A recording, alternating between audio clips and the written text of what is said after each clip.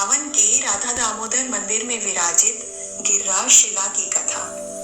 साधु शिरोमणि श्री सनातन गोस्वामी जी नित्य ही 7 कोस की गिरिराज परिक्रमा किया करते थे, लेकिन अब वृद्ध अवस्था के कारण परिक्रमा का नियम निभाने में सनातन जी को थोड़ी कठिनाई होने लगी थी।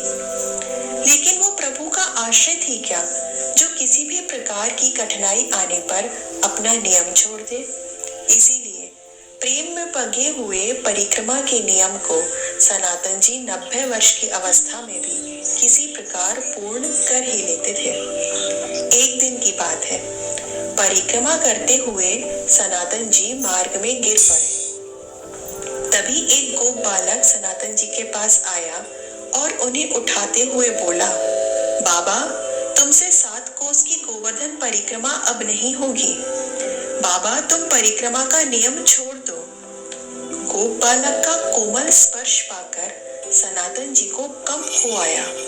बालक की मीठी बोली बहुत देर तक उनके कानों में गूंजती रही, लेकिन फिर बालक की बातों को अनसुनी करके सनातन जी पुनः परिक्रमा करने लगे।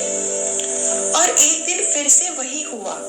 सनातन जी परिक्रमा करते हुए मार्ग में गिर पड़े और देव योग से वही गोप बालक वहां आ गया और सनातन जी को उठाते हुए बोला, बाबा, अब तुम बूढ़े हो गए हो, फिर भी तुम परिक्रमा किए बिना मानते नहीं हो। बाबा, ठाकुर तो प्रेम से रीझते हैं, परिश्रम से नहीं। लेकिन फिर से सनातन जी ने उस गोप बालक की बात अनसुनी कर दी और परिक्रमा करने लगे।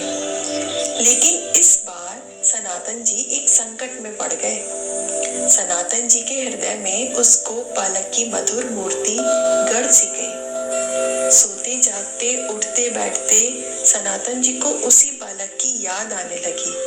जब जब वे ध्यान में बैठते तब तब उस बालक की छवि उनके नेत्रों के सामने नाचने लगती।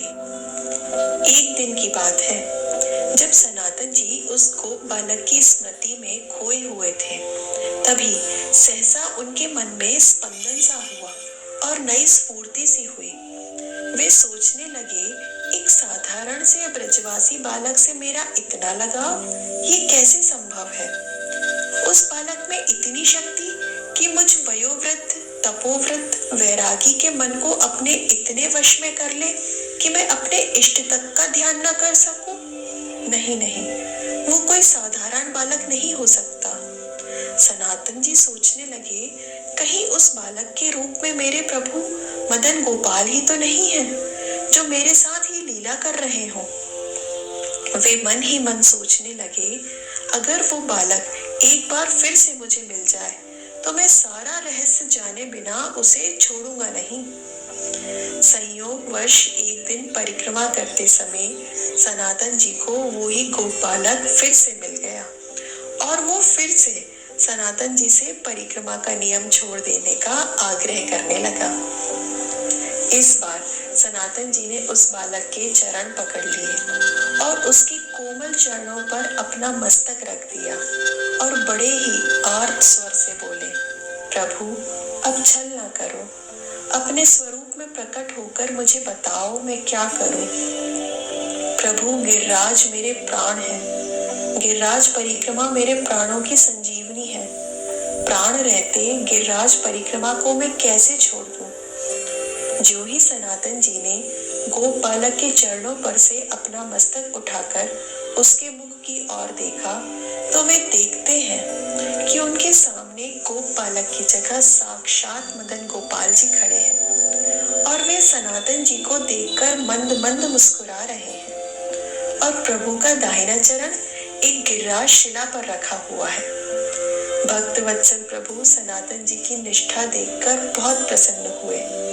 प्रभु को अपने भक्त का कष्ट दूर करना था और साथ ही साथ भक्त के नियम की रक्षा भी करनी थी।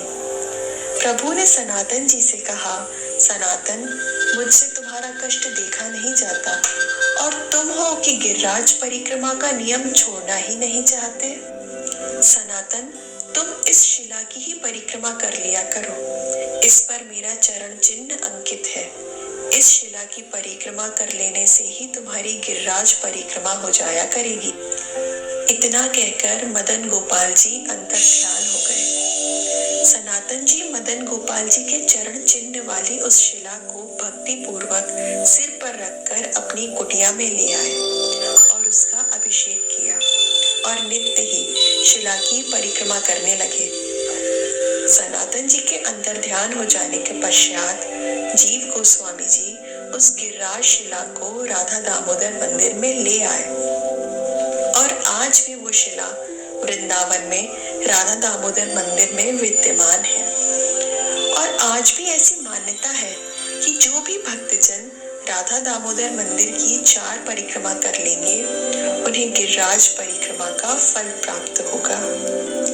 प्रभु के कोमल स्वभाव का दर्शन करा